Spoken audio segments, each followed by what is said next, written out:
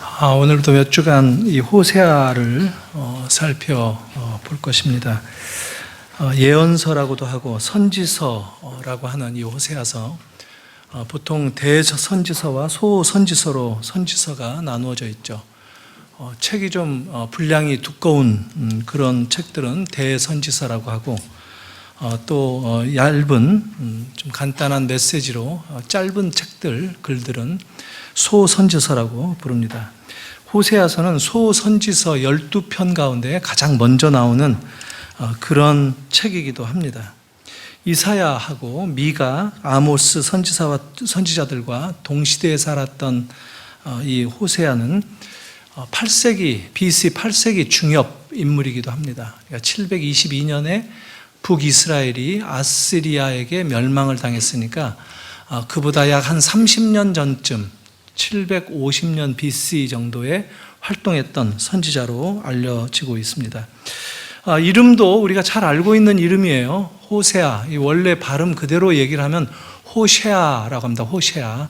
근데 이게 여호수아 있죠? 조슈아. 같은 이름이에요. 발음을 이렇게 하는 건데, 호세아, 여호수아. 또 우리가 잘 알고 있는, 더 잘 알고 있는 예수 이름 뜻이 같습니다. 여호와는 구원이시다라는 뜻이죠. 그러니까 이 호세아 선지자는 바로 그런 사역을 전달하기 위해서 활동했던 북이스라엘의 선지자다 얘기할 수 있겠습니다. 여호와가 어떻게 구원을 이루시는가, 어떻게 구원을 성취하시는가 하는 것을 보여주는 그런 메시지를 들고 나왔던 선지자다, 이렇게 얘기할 수 있겠습니다. 주로 자기 개인적인 삶을 기록하고 있습니다. 호세아서는 이 호세아 개인의 결혼 생활, 특별히 이 아내를 맞아서 사랑하고 가정을 이루는 그런 이야기를 하는 것 같지만, 또 확대해서 보면 이스라엘과 하나님과의 그 관계가 언약의 관계다. 마치 결혼 관계에 놓여져 있는 신랑 신부로 묘사되는 것을 빗대어서 이렇게 은유적으로 묘사하는 그런 이야기들을 담고 있습니다. 오늘 본문에도 그게 나오죠. 16절에 보니까 여호와께서 그날에 네가 나를 내 남편이라 일컫고 다시는 내 바알이라 일컫지 아니하리라. 하나님은 성도들의, 이스라엘 백성들, 그리고 신약의 우리들에게 있어서 우리가 믿음으로 결혼한 남편이다, 이렇게 기꺼이 하나님께서 당신의 이 위치를, 당신의 우리와의 관계를 설정해 주셨다는 겁니다. 또 이어서 나오고 있죠. 19절에 내가 내게 장가들어 영원히 살되 공의와 정의와 은총과 긍휼이 여김으로 내게 장가들며 진실함으로 내게 장가들리니, 장가들겠다고 하는 얘기를 자꾸 얘기를 하시는데, 그렇게 결속해서 언약 관계 속에서 신랑 신부가 하나 된 것과 같이 하나님을 깊이 알도록 하는 그런 때가 올 것이다 라고 예언을 합니다. 이 안다는 말도 야다라는 히브리 말인데 굉장히 중요한 말이에요. 히브리 말에는 이 남녀들이 사랑한다라고 하는 이런 어떤 절정적인 이 표현, 영어로 말하면 이 섹스라는 말이 없어요. 히브리 말에는 그 말을 대신하려고 할 때 항상 이 단어를 씁니다. 야다, 안다라는 뜻이죠. 안다, 내가 너를 안다. 이것은 마치 부부가 서로 하나됨과 같은 어떤 결속을 나타내는 그런 용어입니다. 우리가 하나님을 잘 모른다는 거예요. 하나님을 바로 정말 남편을 아내가 아는 것처럼 알아야 되는데, 그걸 모르기 때문에 자꾸 하나님을 사랑할 이 방향이 빗나가게 된다라는 것을 이렇게 비유적으로 묘사를 하는 것입니다. 그래서 어떤 사람들은 이 호세아서에 나오는 이런 결혼 이야기들, 이것을 이런저런 여러 시각으로 해석을 합니다. 이게 환상이었다, 실제 있었던 일이라기보다 꿈을 꾼 이야기일 것이다, 이렇게 주장하는 사람도 있어요. 호세아 선지자 개인의 이 가족적인 그 가정생활의 이야기는 그냥 직접적인 관련은 없다, 이렇게 주장하는 사람도 있고요. 또 어떤 사람은 고멜, 이 호세아의 아내 고멜은 실제 인물이기는 하지만 이 성경에 나오는 대로 부도덕하고 신실하지 못한 그런 여자가 아니라 실제는 굉장히 신실한 부인이었을 것이다, 이렇게 주장하는 사람도 있습니다. 그렇지만 우리가 이제 오늘 한 말씀을 통해서 살펴보겠지만, 뭐 어떤 것을 너무 미화하기 위해서 성경을 해석하거나 또 성경의 어떤 이 원리들을 포장하기 위해서 성경 해석을 접근하는 거 바람직하지 않고요. 한번 있는 그대로도 보고 또 그 역사적인 맥락 속에서 다각도로 살펴보면서 도대체 이 말씀을 통해서 하나님께서 우리에게 오늘 주시고자 하시는 그 메시지는 무엇인가 하는 것을 좀 면밀하게 고민해 보는 것이 바람직하겠다, 이런 생각이 듭니다. 보통 선지자들은 하나님께서 당신의 백성들에게 전달하고자 하는 그 메시지를 전하는 사람들입니다. 그런 임무를 맡은 사람들이 선지자죠. 그래서 어떨 때는 힘들기도 하고 어렵기도 하고 참 당황스러운 일도 겪기도 하고 심지어 부끄러운 수모를 당하기도 합니다. 이사야 같은 선지자는 3년 동안 발가벗고 맨발로 다녔다라고 얘기하고, 그것은 마치 애굽과 구스가 포로가 될 것이다라고 하는 그 징조를 나타내는 것으로 하나님께서 삼겠다, 이렇게 명령하신 적도 있고요. 에스겔 같은 경우에는 예루살렘이 에워싸여 있는 날 동안에 인분으로 불을 떼서 밥을 지어 먹는 그런 경험도 했다고 나옵니다. 그리고 아내가 죽었을 때 에스겔 선지자는 애곡조차 하지 못하도록 명령을 받았다라고 얘기했고, 또 예레미야 선지자 같은 경우에는 대조적으로 결혼하는 것조차도 허락되지 않았던 선지자였다라는 겁니다. 선지자들의 삶이 다 그렇다는 겁니다. 그래서 선지자 되기 싫어하죠. 근데 놀랍게도 신약 성경은 우리가 다 왕 같은 제사장이다라고 하고, 또 선지자적인 기능도 예수님에게 우리가 물려받았다라고 얘기를 합니다. 여러분들이 딱 보기에는 선지자다 그러면 설교하는 목사가 선지자일 것이다 라고 생각하는데, 신약시대 우리 모든 성도들이 바로 이런 선지자적인 임무를, 이런 역할을 부여받고 있다는 사실을 제가 꼭 짚고 넘어가고 싶습니다. 우리 모두가 다 선지자라는 거예요. 그래서 우리는 선지자다, 하나님의 일을 한다라고 할 때 좀 영광되고 어떤 능력이 나타나고 이런 것들을 자꾸 기대하고 그걸 더 당연한 것으로 생각을 해요. 그런데 놀랍게도 바울도 신약에서 얘기하는 대로 예수를 바로 전하고 복음 가운데 거할 때 하나님의 일꾼들이 경험할 수 있는 고난에 대해서도 충분히 증거하지 않았습니까? 선지자들이 고난받는 것, 성도들이 이 땅을 살면서 어려움에 처하기도 하고 하는 것들은 어떻게 보면 이 세상이 하나님의 말씀대로 살려고 하지 않는, 이 세상이 하나님을 거역하는 그런 세상인 것을 반증해 주는 것이지 잘못된 것은 아니다 하는 것을 우리가 알 필요가 있다는 겁니다. 오늘 이 호세아 말씀 가운데 2장을 저희가 본문으로 삼았는데, 호세아 1장에서 3장까지 1, 2, 3장은 전반부에 해당됩니다. 그리고 4장부터 마지막 장까지는 호세아 후반부에 해당되는데, 오늘은 이 전반부에 대한 말씀을 주로 전체적인 흐름을 살피면서 보도록 하겠습니다. 이 1장에서 3장까지 요약을 해서 설명을 드려보면, 호세아에게 하나님이 명령을 하시는데, 어떤 부도덕한 여인, 그러니까 순결하지 못한 이 여인, 단지 순결하지 못한 정도가 아니라 상당히 성경의 이 표현이 음란한 여인이다 이렇게 등장하는데, 그 여인과 결혼하라고 명령을 하십니다. 그리고 호세아는 놀랍게도 그 명령에 순종해서 고멜이라고 하는 여인과 결혼했다라고 성경은 이 호세아서가 시작이 됩니다. 그리고 그 여인과 가정을 이루어서 세 자녀를 낳았는데, 참 이 자녀들의 이름도 호세아의 인생에 얼마나 참 이 격동의 세월을 보내는지, 얼마나 파란만장한 이 슬프고 아픈 역사를 경험하는 이 가정사를 담고 있는가 하는 것을 이 이름들이 보여주고 있습니다. 첫째는 아들인데요, 아들 이름이 이스르엘이라는 겁니다. 이스르엘은 지명이기도 해요. 갈릴리와 이 예루살렘 유대 지역 중간에 있는 가장 넓은 유대 이스라엘 땅의 평원을 이스라엘 평지다라고 얘기합니다. 그곳에서 주로 전쟁도 치르고 이래서 그 전쟁 치르는 큰 이 사건을 예언할 때 이 무깃도라는 그 지역 이름을 따서 아마겟돈이라는 말도 그래서 나온 거고요. 그렇게 그 큰 넓은 지역인데 이 뜻이 하나님께서 뿌렸다라는 뜻입니다. 그러니까 이것은 하나님께서 아마 결혼하라고 명령하셨고 이 모든 것에 하나님의 개입이 있었다라는 것을 얘기하는 것 같아요. 둘째는 딸인데요. 로루하마라는 말, 로라는 말은 히브리 말로는 이게 부정 그 접두사쯤 됩니다. 아니다라는 뜻입니다. 그러니까 이 로루하마라는 말은 루하마가 긍휼을 받는 사람이니까 긍휼을 받지 못한 자, 이게 이름인 거예요. 딸인데 딸 이름을 긍휼을 받지 못했다, 이렇게 이름을 지었다는 거예요. 참 불편합니다. 이런 걸 읽을 때, 성경에 이런 이야기를 읽을 때 우리가 마음이 편하지 않아요. 셋째는 아들인데요. 로가 또 붙었습니다. 로, 이 아니 불자가 붙어가지고 로 암미, 암미는 내 백성이라는 뜻인데 내 백성이 아니다.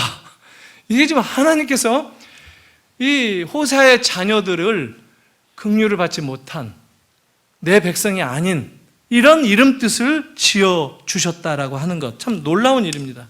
그러니까 이 자녀들을 우리가 이 이름만 들어도 단박에 호세아의 인생에 참 어려웠겠다 이런 생각이 들고요. 도대체 어떤 의도 가운데 이런 이름을 짓도록 했을까 궁금해지기까지 합니다. 더군다나 이 고멜이라고 하는 여자, 아내죠. 아내로 맞아들였던 고멜이라는 뜻은 완성한다는 뜻이에요. 이룬다 이런 거. 근데 이게 그냥 뭐 좋은 일을 이룬다 이런 뜻이 아니고요. 악을 이루기 위해서 완벽하게 준비가 되어 있다. Ready to do. 이런 뜻이에요, 이름이. 그러니까 뭔가 땡 하는 소리만 나면 악을 완성하겠다라고 하는 이런 이름이 고멜이라는 이름 뜻이에요. 아주 안 좋습니다. 그런데 아니나 다를까 이렇게 그 자녀를 낳고 셋까지 낳고 사는데 결국 이 아내는 자녀를 낳고 살면서도 호세아를 배신하고 다른 남자와 간음을 저질렀다, 이렇게 성경이 이야기합니다. 참 아주 듣기 불편하죠. 한 여인과 사랑해서 결혼을 하지만 그 아내로부터 배신을 당한 이 호세아는 결국 이 또 율법대로 아내를 내쫓을 수밖에 없죠. 같이 가정에 둘 수가 없어요. 그래서 별거에 들어갑니다. 그래서 근데 이 아내는 아예 멀리 떠나버립니다. 집에서 아주 될 수 있으면 더 멀리 머나먼 곳으로 떠납니다. 이 누가복음 15장에 나오는 돌아온 탕자 둘째 아들이 될 수 있으면 그 집에서 멀리 떠난 곳에서 방탕한 생활을 하기 위해서 그렇게 떠났던 것처럼 이 고멜도 집을 멀리 떠나서 삽니다. 원래 그렇게 살았던 양, 아주 방탕한 가운데 비참한 신세로 살아갑니다. 그래서 결국에는 모든 것을 다 잃어버리고 망가진 채 노예로 전락되어서 아주 비참한 신세로 살아가게 되었습니다. 그런데 이 이야기는 지금 3장에 이르러서 반전이 일어나면서 그 하나님께서는 호세아에게 다시 그녀를 찾아가서 노예 신세를 벗어나게 해주고 다시 아내로 용서하고 데려와라, 이런 얘기를 하셨고, 또 호세아는 그대로 돈을, 노예값을 지불하고 자기 아내를 용서하고 데려와서 아내로 맞아들인다라고 하는 이야기의 줄거리가 이 호세아의 이야기 내용입니다. 우리는 보통 이런 이야기를 전통적인 잣대로만 해석을 해왔습니다. 틀린 말은 아니죠. 한마디로 고멜은 부도덕하다.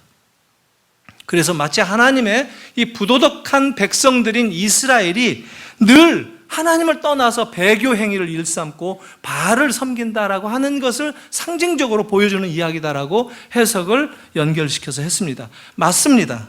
저도 그렇게 해석할 거예요. 틀린 말이 아니고 아주 정확한 해석입니다.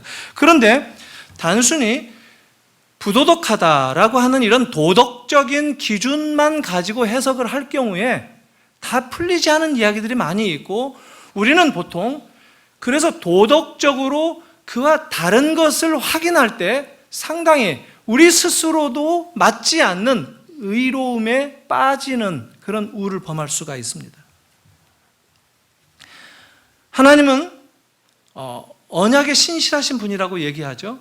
그래서 이 성경에 나오는 모든 인물들은 신실하지 못한 그 언약에 실패한 삶의 모습을 계속 보여주는데, 지금 호세아를 통해서 바로 그런 고멜을 용서하고 다시 아내로 맞아들이는 것처럼 하나님이 당신의 백성을 끝없이 용서하시고 다시 자녀로 삼아주신다. 오늘 말씀처럼 내가 남편이 되고 내 아내로 삼겠다라고 하시는 그런 새로운 언약의 회복을 계속 확인하시는 그런 이야기로 우리가 생각하는데, 이것은 너무 쉬운 그런 이원론적인 태도가 아닌가 하는 생각이 듭니다. 그래서 이렇게 본다면 호세아의 이야기를 우리가 다 이해하기에는 너무 많은 것들을 건너뛴 셈이 되어서, 그럴 때마다 호세아의 이야기는 우리와 너무 동떨어진 이야기, 나와는 상관없는 이야기로 그냥 치부되고 말 뿐입니다. 이게 나의 이야기가 되어야 되고, 내가 적용할 수 있어야 되고, 내 삶 가운데 하나님이 주시는 나의 메시지는 무엇인가 하는 것으로 성경을 봐야만 한다라는 겁니다. 이 이야기는 훨씬 복잡한 결혼 이야기를 다루는 거예요. 어떤 면에서 보면 고멜 입장에서도 어떤 상황에 어떤 경험을 했는지, 그의 마음은 어땠는지, 죄를 범한 입장에 있는 이 처지에 있는 이 고멜도 어떻게 보면 우리의 모습이 아닌가 하는 것을 바라볼 때, 우리도 고멜이 되어서 그의 심정을 이해할 때 하나님의 사랑을 더 깊이 확인할 수 있다라고 하는 겁니다. 우리는 너무 고멜을 건너뛴 채 마치 우리가 호세아가 된 것처럼 생각하는 것은 잘못되었다라는 말씀을 드립니다. 요즘 보통 이 호세아를 해석할 때 이 페미니스트 이 신학자들이 많은 해석들을 통해서 유용한 이 거리들을 제공한 것도 사실입니다. 이런 점에 있어서 전통적인 이 복음주의적인 그 신앙인들이 그런 유용한 것들을 충분히 배워서 함께 어떤 성경을 좀 더 입체적으로 조명할 수 있는가에 대해서 겸손한 자세를 가지는 것이 너무 마땅한데, 사실 그러지 못하죠. 이런 말들은 입에 담지도 못하는 게 보통 전통적인 교회의 입장이라는 거예요. 권위적인 입장에서 볼 때 이런 그 이야기를 내세우고 우리가 그럴 수 있다라고 하는 것을 인정하는 것이 굉장히 수치스럽게 여겨지기 때문에 굉장히 가식적으로 대충 넘어가고, 그런 성경 말씀이 있다 하는 정도로 넘어가는 경향이 많다는 거예요. 그런데 고멜을 너무 쉽게 부도덕한 그런 악당이라고 말하기보다는 좀 더 고멜에 대해서 하나님이 가지셨던 그런 마음의 자세, 이것을 우리가 알고 그것을 같이 가지는 것이 중요하다는 거예요. 고멜에 대해서 보다 속 깊은 배려를 하는 것, 그리고 그를 더 이해할 수 있는 것, 이것이 필요하다는 거예요.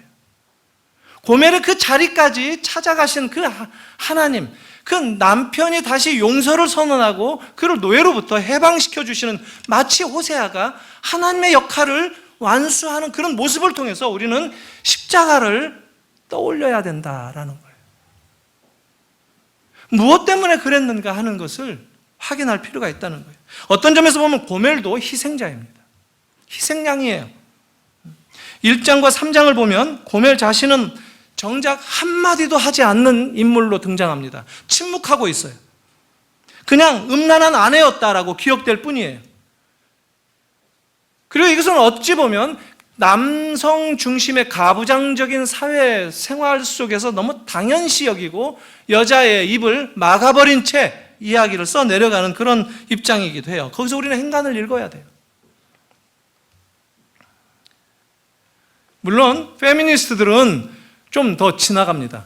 더 막 나가버리는 거죠. 2장 3절에서 5절까지 이런 말씀을 마치 고멜이 여자로서 아주 수치스러운 폭행을 당한 거고 그런 경험들을 반영한 것이다라고 해석을 하는데, 우리가 그런 해석들을 다 따를 수는 없습니다. 다만 고멜을 그냥 완전한 음녀다라고만 보기보다 고멜의 이미지가 마치 잘못된 사랑의 이야기의 여주인공 같다라는 생각을 해볼 수도 있다는 거예요. 성경의 사랑 이야기가 대표적으로 등장하는 책이 있는데 솔로몬의 아가서죠. 아가서. 아가라는 말은 빼어날 아자, 노래 가자를 써서 붙인 건데, 이 빼어날 노래, 이게 사랑의 노래라는 거예요. Song of Songs. 그래서 노래 중에 노래라는 거예요. 그게 무슨 노래겠어요? 사랑의 노래다. 근데 이 솔로몬의 아가서죠, 남자에 의해서 쓰여진 사랑의 이야기가 아가서라고 한다면 오늘 이 호세아서의 이야기는 여자의 입장에서 쓰여진 사랑 이야기는 아닌가라고 볼 수가 있다는 거예요. 자, 고멜의 그런 단서를 좀 찾아보십시다.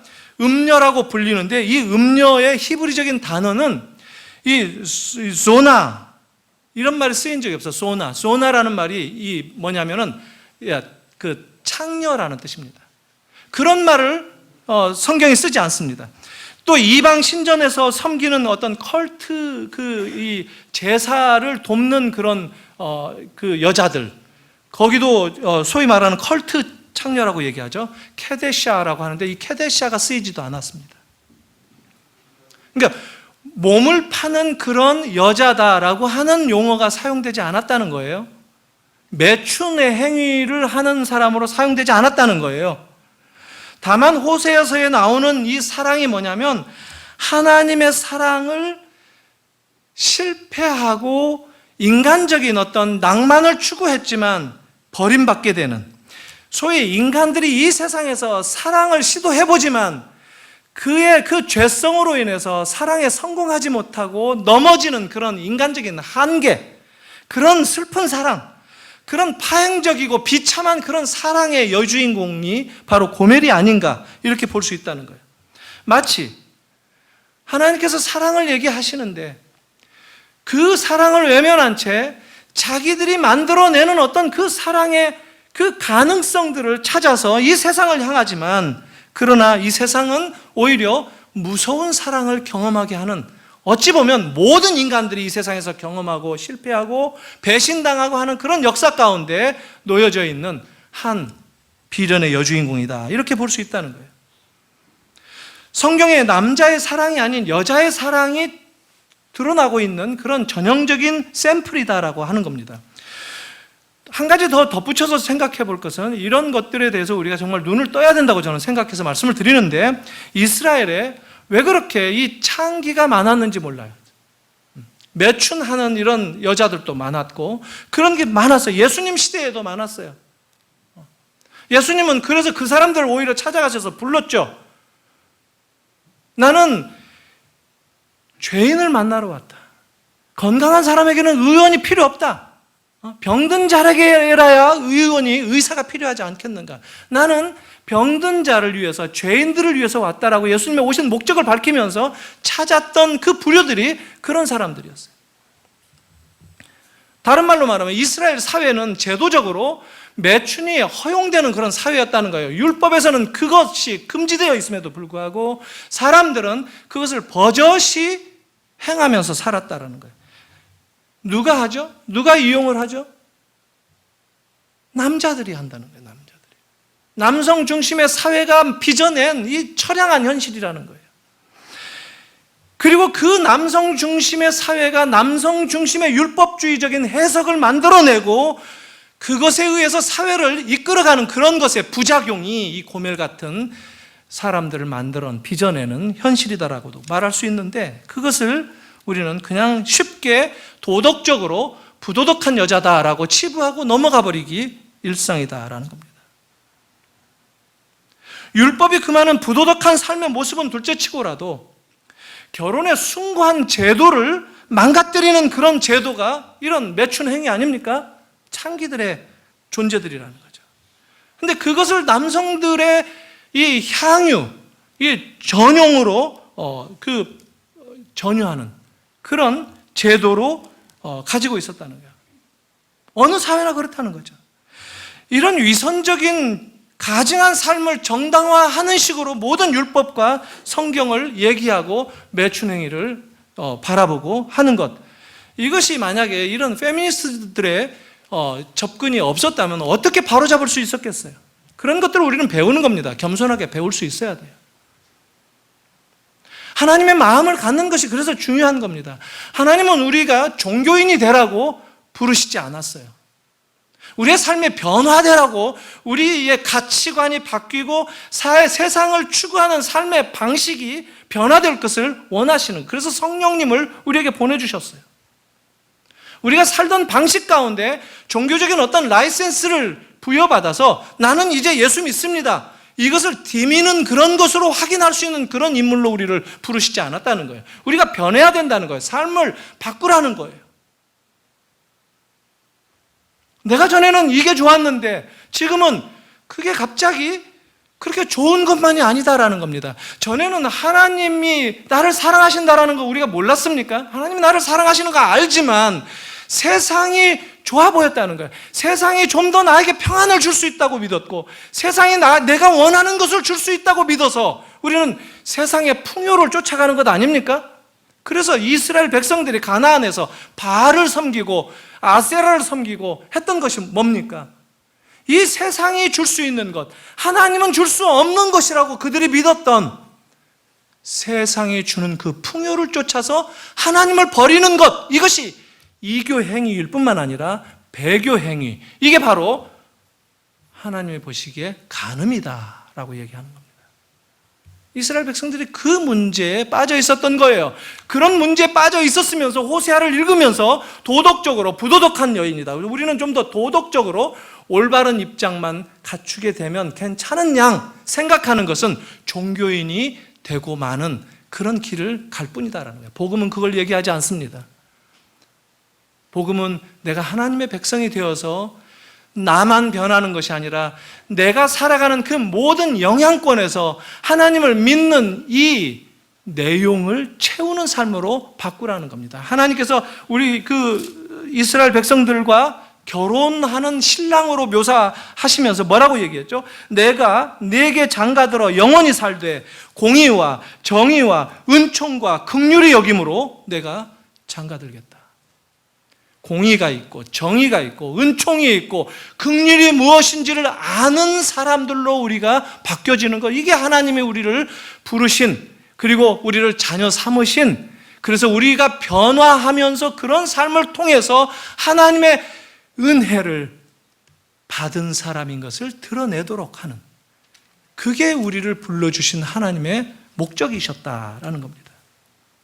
물론 결국 고멜은 이스라엘을 대표합니다. 신실하지 못한 하나님의 아내 이스라엘을 은유를 통해서 보여줍니다. 그리고 신실하지 못한 그 아내를 맞아들였던 호세아는 자기의 그 처절한 결혼 생활의 경험을 통해서 하나님의 그 아픈 마음, 하나님의 그 당신의 우리를 향하신 그 사랑을 표현하기 위해서 애달파하시고 우리를 다시 회복시키시기 위해서 그래도 구원을 멈추지 아니하시고 그래도 사랑을 멈추지 아니하시고 우리를 끝까지 사랑하시는 그 하나님의 고뇌를 은혜로 경험할 수 있게 되었다는 겁니다. 이런 삶으로 어려움을 겪은 호세아였지만 어려움을 겪은 만큼 하나님을 더 깊이 이해할 수 있었던 자리에 갈 수 있었다는 겁니다. 사랑하는 성도 여러분, 하나님은 우리를 사랑하신다고 해요. 그리고 우리가 하나님의 사랑을 받기 위해서는 어떤 삶을 살아야 된다라고 구약 보면 많이 나오죠. 신명기가 대표적이죠. 너희가 내 백성이 되기 위해서는 이런 삶을 살아야 된다. 이걸 벗어나면 안 된다. 이걸 떠나면 안 된다. 그렇게 될 경우에 심판이 있을 것이다. 그럴 때 징계할 것이다. 끊임없는. 그런데 하나님의 사랑은 우리가 듣기에 어떤 사랑이죠? 이거 잘못하면 심판하시는 하나님, 그런 하나님의 사랑? 그거 아니죠. 하나님의 사랑은 조건이 없죠. 무조건적인 사랑이죠. 그러나 성경은 항상 조건이 나온다는 거예요. 신명기 보면 항상 조건이 나온다는 거예요. 율법적인 그런 조건이 나온다는 거예요. 그리고 아니나 다를까 이스라엘은 어기거나 그들이 하나님을 떠날 경우에 아주 혹독한 대가를 치르듯이 심판을 받는 모습을 보여줍니다. 그렇다고 그게 고쳐집니까? 없어집니까? 그렇지 않다는 거예요. 여기서 우리는 하나님의 사랑을 다시 재정의해야 할 필요를 느낍니다. 하나님은 너희가 나를 사랑해야 된다라고 말씀하시고 명하시지만 인간이 그 사랑의 경계를 지킬 수 없는 존재라는 것은 성경이 보여주고 있어요. 놀랍게도, 너무나도 아쉽게도, 안타깝게도 사람들은 하나님의 말씀의 그 경계, 벗어나서는 안 될 그 경계를 넘어간다는 거예요. 넘어가버려요, 그냥. 때로는 죽음까지 불사하고 뛰어넘어가요. 그게 우리 인간들의 삶이 아닙니까? 우리가 지켜야 할 어떤 그 바운더리, 행동 반경이 있는데 그걸 넘어갈 때가 얼마나 많습니까? 우리 인생이 그렇다는 거예요. 그 자리까지 하나님은 찾아오신다는 거예요. 우리가 선을 넘어가면, 경계선을 넘어가 버리면 하나님은 우리를 포기하시는 것이 아니라 그럼에도 불구하고 우리를 사랑하신다는 거예요. 그 경계를 뛰어넘어서까지, 우리의 비참한 현실까지 찾아오셔서 손을 내미셔서 우리의 주님이신 것을, 우리를 사랑하시는 주님이신 것을 확인해서 우리를 설득하신다는 거예요. 그게 십자가 사건 아닙니까? 하나님이 당신의 보좌를 버리시고 인간이 넘어서버린 그 죄악의 경계, 그 경계를 한참 벗어난 그 지점까지, 그 골고다까지 내려가셔서 하나님은 마치 우리가 지옥까지 갔다면 지옥까지라도 내려오셔서 우리를 건져내실 그런 요량으로 우리를 찾아오셨다는 겁니다. 이게 하나님의 사랑입니다. 이게 오늘 또 우리들이 경험하고 있는 하나님의 사랑의 현실입니다. 오늘 또 우리의 상황은 어떨지라도 하나님은 우리를 계속해서 찾아오신다는 거예요. 이 하나님의 사랑을 바라보는 것, 이것을 얻어내는 것이 어떤 성경을 읽든지 간에 복음을 발견하는 것입니다. 이 복음을 확인하시는 여러분들이 되시기를 바랍니다. 이 호세아에게 왜 하나님은 결혼을 명하셨을까? 참 궁금해요. 왜 이왕이면 좋은 배필을 만나서 결혼하라고 하셔야지, 선지자인데 율법을 어기면서까지. 하나님이 율법을 어기신 거예요. 하나님이 우리를 위해서 율법을 어기신 거예요. 율법은 뭐라고 나오죠? 신명기 24장 1절부터 4절까지 나와요. 왜 그리고 우리에게 이런 호세아의 결혼 이야기를 들려줍니까? 듣기에도 불편하고 읽기에도 참 처참한 이런 이야기를 왜 들려주죠? 율법이 금지하는 사항입니다. 그리고 한번 신실하지 못한, 한번 부도덕한 그런 이 여자일 경우에 쫓아내서 다시 받아들이는 법은 없어요. 율법은 그냥 그대로 돌로 쳐 죽이죠. 신명기 24장에 뭐라고 얘기하느냐면, 제가 4절까지 읽겠습니다. 사람이 아내를 맞이하여 데려온 후에 그에게 수치되는 일이 있음을 발견하고 그를 기뻐하지 아니하면 이혼 증서를 써서 그의 손에 주고 그를 자기 집에서 내보낼 것이요, 그 여자는 그의 집에서 나가서 다른 사람의 아내가 되려니와 그의 둘째 남편도 그를 미워하여 이혼 증서를 써서 그의 손에 주고 그를 자기 집에서 내보냈거나 또는 그를 아내로 맞이한 둘째 남편이 죽었다 하자. 그 여자는 이미 몸을 더럽혔은 즉 그를 내보낸 전 남편이 그를 다시 아내로 맞이하지 말지니 이 일은 여호와 앞에 가증한 것이라. 너는 내 하나님 여호와께서 내게 기업으로 주시는 땅을 범죄하게 하지 말지니라. 수치되는 일만 발견하면 여자를 버리라는 겁니다. 이혼 증서, 모세가 그 얘기한 이 신명기 이혼 증서를 써주고 당신 이런 일을 했으니까 수치스럽다, 이 써주고 사인하면 됐다는 거예요. 예수님 시대에 지금 이것이 만연됐다고 예수님이 지적하시잖아요. 그래서 오히려 예수님은 이런 제도를 악용하는 것을 예수님이 아주 통렬하게 꾸짖죠. 바리새인들이 잘못됐다라고. 여기서 수치스러운 일이 뭡니까? 수치스러운 일은 아마 오늘 이 호세아, 고멜에서 발견되는 그런 성적인 그런 범죄였을 거예요. 간음이라든가 이런 범죄였을 거예요. 근데 이 수치스러운 일이라는 것을 자꾸 바리새파, 율법사들이 해석을 다양하게 해가면서 예수님 시대에는 어느 정도까지 수치스러운 일이 확대되었느냐면, 남자가 여자를 봤을 때 마음에 안 든다, 그러면 수치스럽다라고 선언하면 이혼이 됐다는 거예요. 빵 굽잖아요. 빵, 이스라엘 빵 먹는데 빵을 이거 화덕에다가 널찍하게 구워서 먹는데 그 빵을 조금 태운다, 밀가루를 태웠다, 그럼 수치스러웠다 해서 이혼이 성립이 됐다는 거예요. 압력밥솥 참 좋아요. 밥 안 태우게.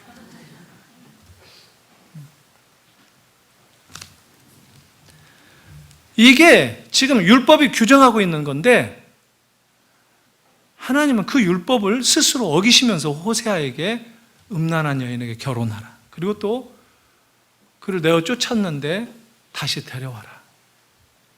용서하라. 이렇게 얘기를 하시는 겁니다. 이런 비극적인 경험을 통해서 호세아는 하나님의 신비를 경험한다는 겁니다.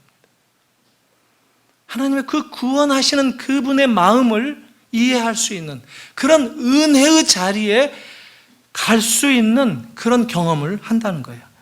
어떤 면에서 보면 호세아는 상한 마음을 가진 선지자, 또 고통과 아픔을 겪은 선지자, 그러나 그런 과정을 통해서 하나님의 고통, 하나님의 마음을 헤아리는 그런 하나님을 해석하는 자리로 나아갈 수 있었던 축복을 누렸다는 거예요.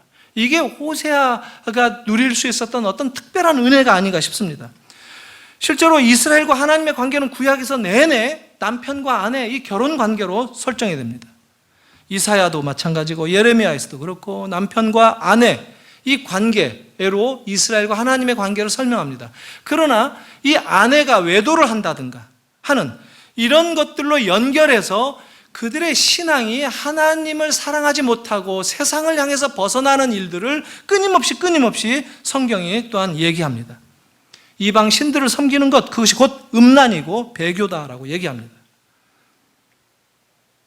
호세아 2장에서도 오늘 본문에서도 왜 음란이라고 표현을 했느냐면 단순한 간음이 아니에요. 그렇다고 아까 말씀드렸죠? 창녀나 매춘이나 이런 건 아니지만 대상이 하나가 아니라는 거예요. 수많은 이방 신들을 다 받아들인 이스라엘을 그대로 반영하는 거예요. 그래서 용어들이 다 일치합니다. 여기서 복수면 저것도 복수고 여기서 단수면 저기도 단수고. 그래서 이 호세아의 결혼 이야기는 일종의 하나님의 이스라엘을 사랑하시는 그 아픈 마음, 그것을 지금 뭐라고 그럴까요? 다시 리텔링 한다고 그러죠. 다시 이야기하는, 이야기가 한 번만 던져지는 것이 아니라 또다시 그 이야기가 회자되고 또 회자되는 그런 이야기가 호세아의 이야기다라는 겁니다. 하나님이 우리를 사랑하시되 율법의 선도 뛰어넘으셔서 사랑하신다라고 하는 거예요. 이 하나님을 우리가 봐야 된다는 거예요. 이 말은 다른 말로 말하면 하나님의 사랑이야말로 끝이 없다라는 것을 보여주는 그런 그림입니다. 결국 이스라엘이 회복될 것이다라고 얘기하죠. 그래서 고멜을 회복시키는 것이죠. 그 약속을 주시고 약속을 이루어지도록 먼저 호세아에게도 그 경험을 시켜주신다는 거예요. 그 약속의 회복의 궁극적인 그림은 무엇입니까? 결국 메시아 예수 그리스도께서 오셔서 모든 이 세상의 죄를 회복하실 것이다. 해결하시고 죄인들을 회복시켜 주실 것이다. 그래서 하나님의 자녀로 다시 삼아주시는 하나님의 아들들이 되게 하겠다라고 오늘 말씀이 약속하신 대로 우리가 바로 그 자리에 들어서게 되었다라는 것입니다. 그래서 호세아서에서도 쭉 보면 1장에서 3장까지 보면 이게 3인칭으로 시점으로 말을 하고 있습니다.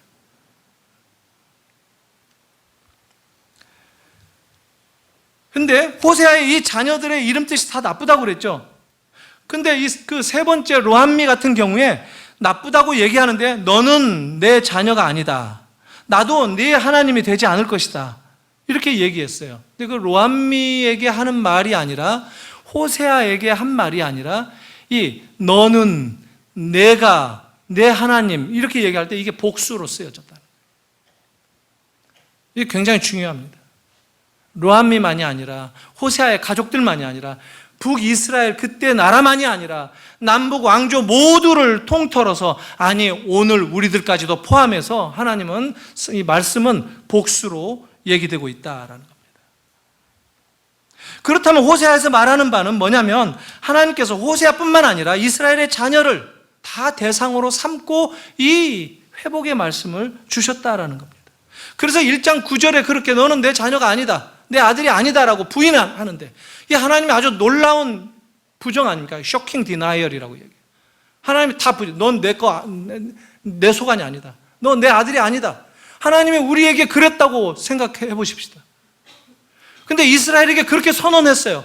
어쩌면 이스라엘에게 선언했으니까 오늘 우리에게도 그렇게 선언하시는 셈이에요. 근데 바로 10절에 뭐라고 얘기했느냐면 10절에 전에 내가 내 백성이 아니라 한 그곳에서 그들에게 말할 것이고, 너희는 살아계신 하나님의 아들들이다 라고 할 것이다. 이렇게 바로 말씀을 또 뒤집어 주세요.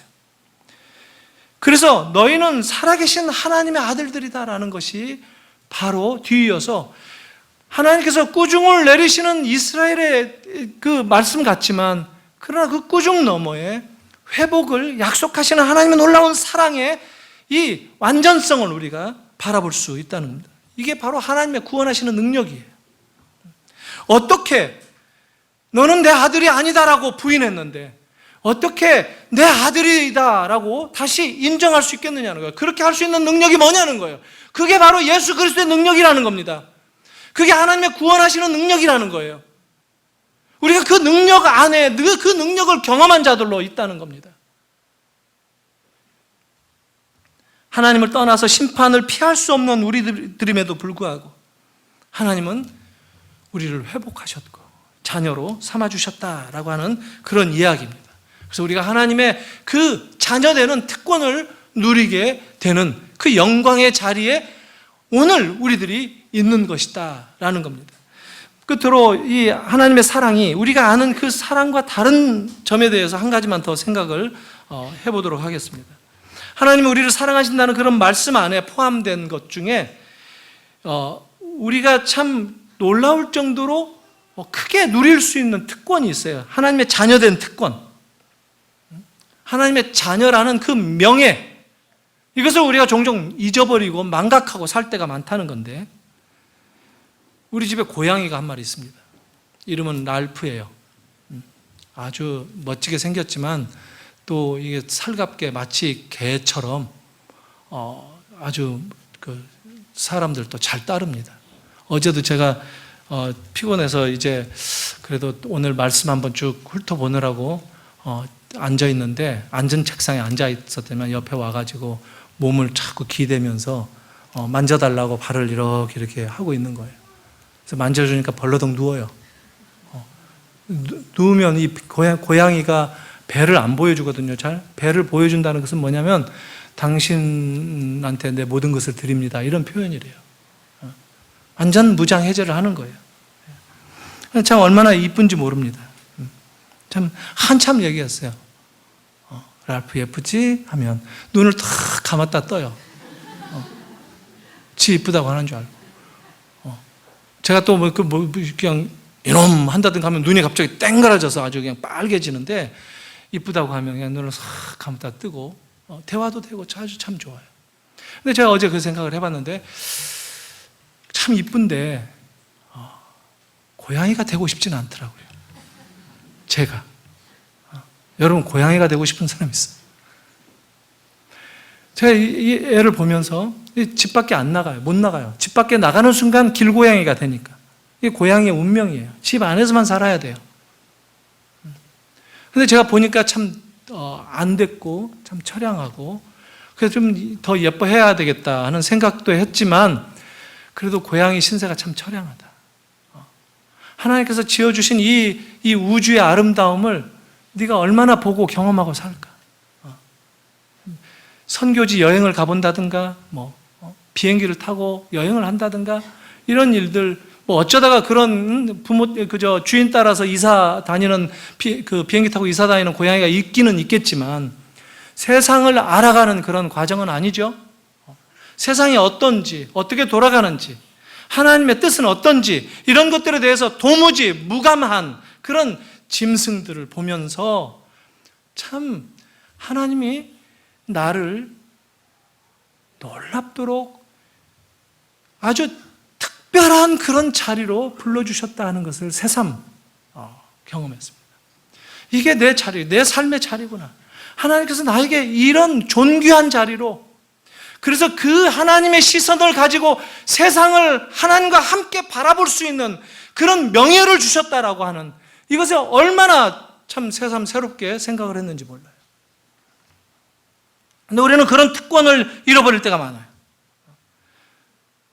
인간으로서 누릴 수 있는 그 명예, 이것을 그냥 헌신짝 버리며 사는 사람들이 생각보다 많다는 거예요. 제가 그 기도회 때 금요일 날 저녁에 잠깐 얘기했죠.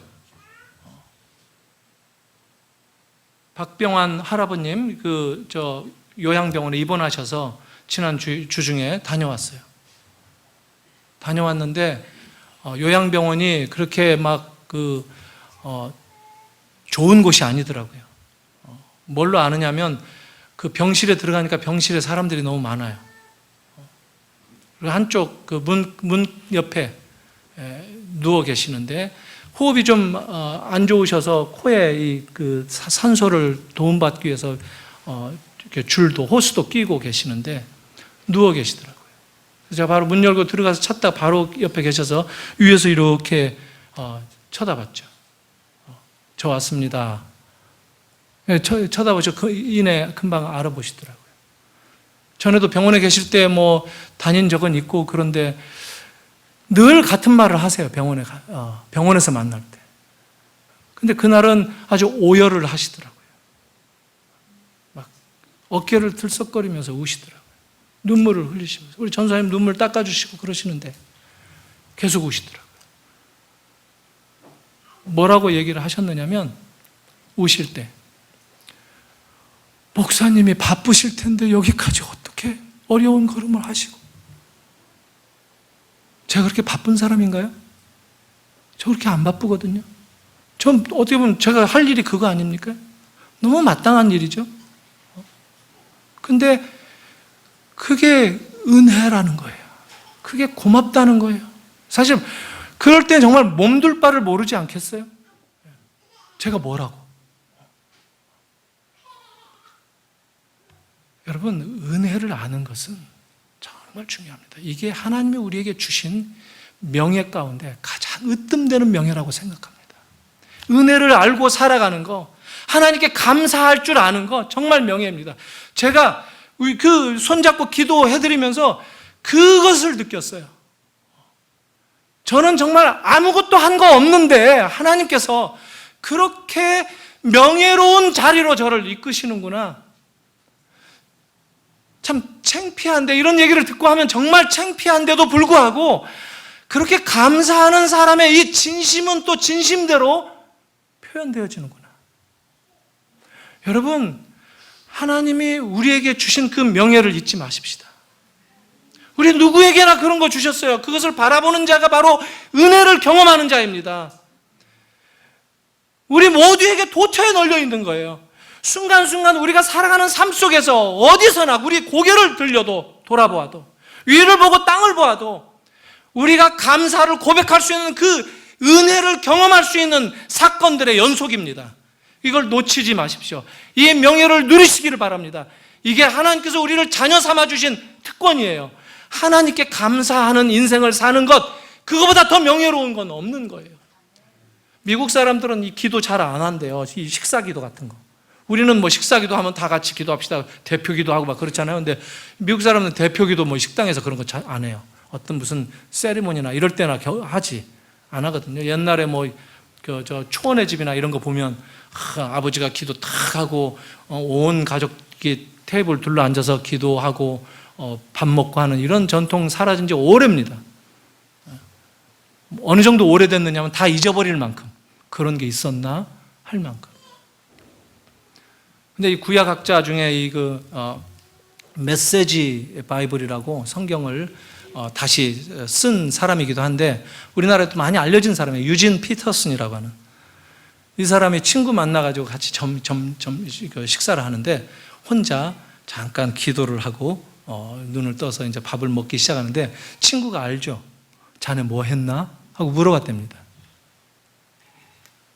유진 피터슨이 아주 멋진 얘기를 했는데 나는 내 명예에 대해서 잠시 누려보았네. 참 이 서양 사람들이 참 말을 이쁘게 할 때도 있잖아요. 돌려서 말하는데 참 멋진 말 아닙니까? 기도할 수 있는 것, 명예를 누리는 것이다라는 거예요.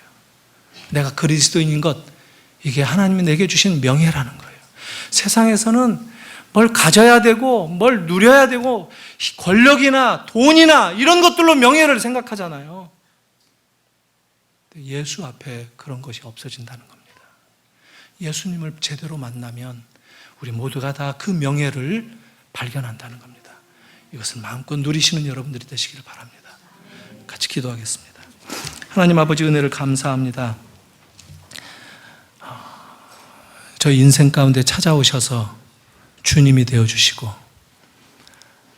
주님의 자녀로 새로운 인생을 살아가도록 성령님을 보내주셔서 역사하시는 것, 매일같이 경험할 수 있도록 인도하시는 것 참 감사합니다. 우리들이 이런 특권과 명예를 망각하지 않도록 일깨워 주시고 이 명예를 누리며 이 명예를 전하며 나누며 살아가는 복된 인생이 될 수 있도록 함께하여 주시옵소서. 우리의 인생을 오직 주님만 자랑하는 인생이 될 수 있도록 은혜를 부어 주시옵소서. 예수님의 이름으로 기도하옵나이다. 아멘.